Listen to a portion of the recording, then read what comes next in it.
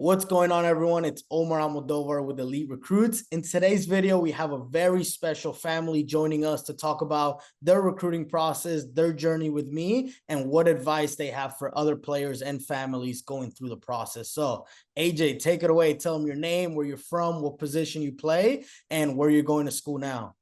My name's AJ Cabral. I'm a right-handed pitcher. I'm in the class of 26, and I'm going to Winthrop University. Absolutely. And where are you from? I'm from California. Absolutely. So let's take it back a little. Before we even started working together, where were you guys at as a family with the recruiting process? What was going on? Yeah, I was basically at zero, just running around doing camps that we thought were most beneficial for AJ to get exposure, things of that nature, and it was working out, but nowhere near what we were able to do with you and your firm. For sure. Now, obviously, that's not to say that was because of my firm. AJ has all the talent in the world, right? No secret to it. So going to the camps was still going to be helpful because he was getting noticed. But where did you guys feel like you needed the most help when it came to recruiting? I'd definitely say posting on social media. I feel like I definitely underexposed myself before working with you guys. Uh, Mhm. I mean, just getting my name out there with elite recruits posting me, uh, just having that big base of coaches and stuff, following them, and all the posts that you guys did, I guaranteed to get like two or three coaches hitting me up after each video just because of the exposure you guys brought to me. And definitely with the connections, we are from California, so we got a lot of exposure on the West Coast, but being able to get additional exposure over on the East Coast, the Midwest, and the South was very beneficial and something that helped a lot as well. 100%. And that's where I was going to take it next. So, obviously, being from California, no secret. And I know, Pops, you want me to mention this. He was an athlete once in the day, and you played Division One baseball in Louisiana, right? Louisiana Lafayette. One of the things that we spoke about, AJ, was you having interest in, almost following those footsteps and getting out of California, coming to the East Coast. So, once we got started, we talked about what your goals were, and then we put together a game plan to help you achieve that. Talk a little bit about, for you, how important was it to actually have a game plan and guidance rather than just trying to figure everything out on your own? Right. Well, I mean, definitely like writing it down on paper, making the target list like we did with you guys. It definitely helped because you always kind of have thoughts in your mind of like, oh, I want to go to this school. This school would be cool to go to, and it'd be cool to go over here, kind of thing. But actually having like a realistic game plan of finding colleges that fit for you, what they need versus your needs, it definitely really helped to have that like written down on paper and like actually striving towards a goal. 100%. I Yeah, think because the big thing was really reality, right? What's the reality? What's the long term? What's the short term? And looking at schools that we thought were an interest but didn't really have the need. for sure. That's where it was really beneficial with you guys. Yeah, and I think one of the biggest things is, again, understanding AJ, all the talent in the world, right? Like, God willing, you're going to play professional baseball one day, right? But still understanding what makes sense coming out of high school, right? Because the goal was not for you to just have one school that looked at you, it's for you to have multiple options, and then you get to decide which one makes the most sense for you, right? You got to go work out at your dream school, right? And they liked you, but you understood, hey, right now that's not what's in my best interest. That's not the most beneficial thing for your career. But then when you found the right fit that hits all those boxes, then that's where I want to go to. Having those options on the table allows you to find the best fit for you rather than just striving for the top schools, not hearing anything, and then having to settle for something else. I think that that's something that it's not anyone's fault, but a lot of families struggle with in the process because they haven't gone through it before. So a lot of players and families watching this, they might wonder, like what it's actually like being inside the program. Can you guys talk a little bit about, describing the communication, the support, the guidance from your guys' experience? Absolutely. I think the communication was huge for us, right? Because being new to the process and we thought it should go one way when those numerous calls that you were willing to jump on with us to really kind of put us back in line with what reality is. But I think kind of really looking at the big picture too was not just identifying schools from a baseball standpoint, but the communication that you set for us going forward and consistently was really the other things that come with certain schools. And as you mentioned, clicking all the boxes, right? It's got to be the right cultural situation for us, baseball, education, and everything. It was really helpful. And your ongoing communication around that was amazing. Absolutely. And AJ, what about on your side of it? Yeah, I mean, like you said from the start when we started working with you guys, was you're like seen as like a, don't see me as your recruiter, but see me as like your big brother, someone that you could text constantly, and like if you have any questions or anything, make sure to text. I mean, I've constantly felt like at any point I could call, pick up the phone, text you, and you'd be there answering my questions. Like if I had a doubt about something, I mean, all your resources were right there at my hands, like for me to grab like that. 100%. And I'll add to that that's a good part of it, right? Like that's the when everything is going right. But obviously there's a long process and there's also the accountability standpoint, right? There's times that I had to get on you, but you understood that it was for a reason. It was because, hey, I said I'm you. I said I have these goals. Well, I told you in order to accomplish these goals, there's certain work that you have to do, right? So I think that's a big component of it because as a kid, you're in high school, you're enjoying, the summer, senior year, and all these things, but still understanding that if you want to get to where you want to get to, there's a lot of things that you have to do on your end. And now you're a guy that you also went through injuries, setbacks, a lot of adversity. Talk a little bit about for you, like how you overcame some of the adversity that you went through and like what advice would you give to guys that are going through the recruiting process and dealing with injuries, because that's also something you have to deal with. I mean, to be honest, dealing with injuries and going through a recruiting process, it's a very tough situation. That there's times that you're gonna think, I don't even know if like I have a career beyond, or I don't know where I'm gonna end up. But I mean, just putting your head down and working constantly, doing anything that you can. Like, for instance, I hurt my arm. I constantly was in the gym working my legs out, trying to get faster, trying to like hammer the points that you can hammer without re-hurting yourself or using like the stuff that you've injured kind of thing. For sure. No, 100%. And we talked about, and Brandy, I know you and I talked about this a lot, but how everything happens for a reason, right? When that injury happened, we thought, hey, it's the worst thing ever. He's missing key time, but it actually let you be healthy for the most important time for your career, which was that summer, right? Where you got a ton of exposure. You went to a lot of different places, and that's kind of gotten you to exactly where you need to be now. So when we first connected, were you guys, unsure about working with somebody that you had never met before, somebody across the country, somebody so young, or, just paying for recruiting help? And what ultimately changed your guys' mind?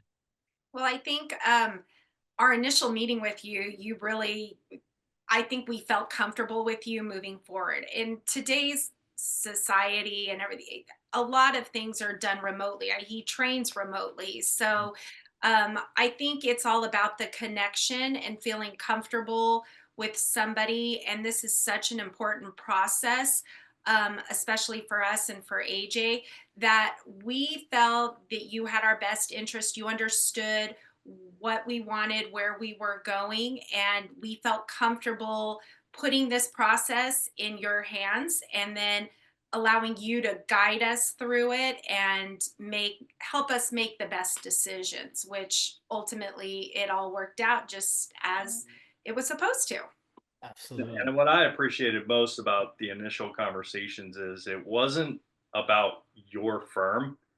That came in time. It was more about tell me about AJ, tell me about your son. We had long Yeah, conversations, I still and remember that that. made us feel like family, right? We knew you knew AJ, you knew what was in his best interest. So, obviously working with you guys was an easy call because we are like, he knows what we're looking for, he knows what AJ wants, and he's going to put us on the right path. 100%. Yeah, funny enough, I still remember that first conversation. I was in the balcony. We talked for almost an hour, but that was necessary, right? Because for my end too, if I'm going to put my connections on the line and pick up the phone to call a coach about a player, well, I have to know that, hey, when you get to Winthrop next year, you're also going to make me look good, right? Because if not, I don't have that connection anymore. And that's just as important. So it's both sides. And you guys were a great family to work with. I'm still working together. I'm still here every step of the way. But it's meeting me halfway. So I think that's important too. Now, a lot of families, you know, they feel like if you're good enough, they're going to find you, right? And the recruiting process is something that you can just do on your own. You know, like for you guys, was there any second doubts about investing into the recruiting process? And, you know, like how would you guys look back on that now? No, I think one of the things you made sense is, as we mentioned, a lot of families do it, right? They go to all of these different camps and things. One of the things you would and spend a lot of money, and rightfully so. And one of the things that made a lot of sense to us is with your connections, there may not be the most appropriate camp because they may not be looking for a 26 pitcher. They're looking for an outfielder or a, maybe older kid. It's a JUCO, whatever. Like that in and of itself saved us a lot of time and energy, as well as obviously money. We didn't necessarily have to go to those. It was the right exposure. We knew when we went to those camps, it was going to be a true opportunity for us. 100%. Then also something funny enough, I was looking over some stuff earlier, and just the tenfold back on the scholarship, right? And not just the scholarship, but the opportunity, being able to find exactly what it was that you're looking for when it came to the campus, the staff, the facilities, like everything in between. You have to invest into yourself, and that doesn't necessarily mean financially, right? But also in the weight room, in the classroom, all those things. It's a formula altogether. So 100%. Now, if somebody's watching this and they're still, you know, on the fence about working with us, what would you tell them? They're foolish. It has been an absolute home run.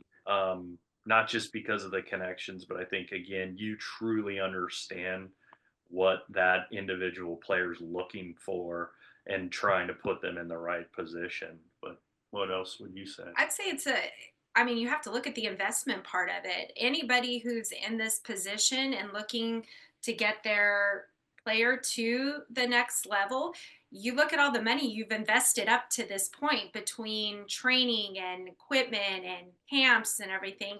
This is just an additional investment that takes them to the next level and puts them in the best position to be able to carry on with their playing career. I mean, I really don't know where we would be without having you there to guide us this past year. It was probably some of the best money that we have spent through his whole baseball career.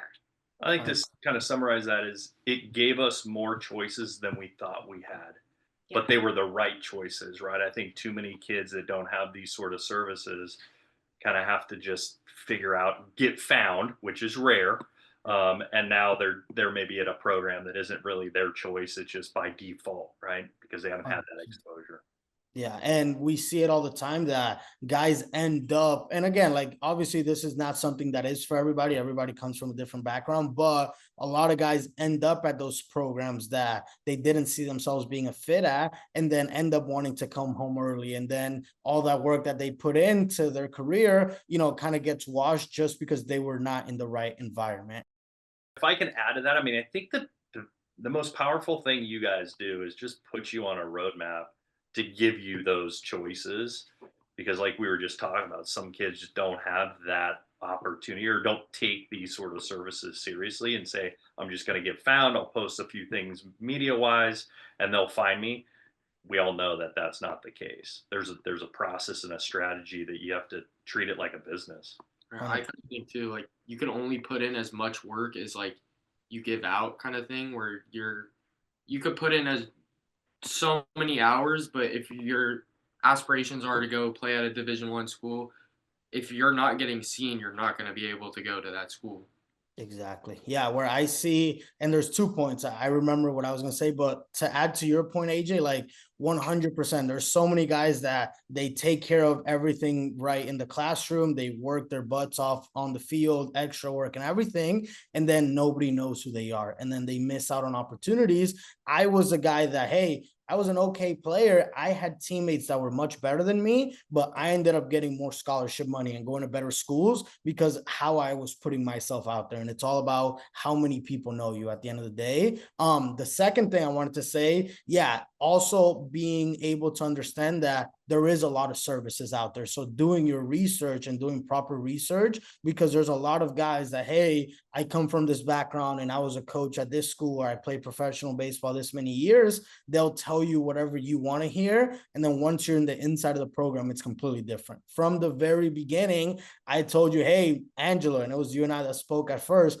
Yeah, I think AJ is good. I can't promise you D1. I can promise you to put him out there as much as possible, and we can work out the opportunities that come his way. But him going to a D1 was the product of his development over time, right? I can't promise you that up front. If there's anybody promising you stuff like that up front, you should run away as fast as possible. And I know that at least in your area, obviously baseball is very big and there's a lot of these different companies. So yeah, just something I wanted to throw in there. But no, I was just going to add, especially in, I mean, I know D1 is, I think everybody's aspirations are to go D1, but I think you made a very good point in our initial conversation when we were talking about the recruiting process, that there are some really great D2, D3, and NAIA and JUCO programs out there that you may not necessarily see yourself right now going, but that could be the best fit for you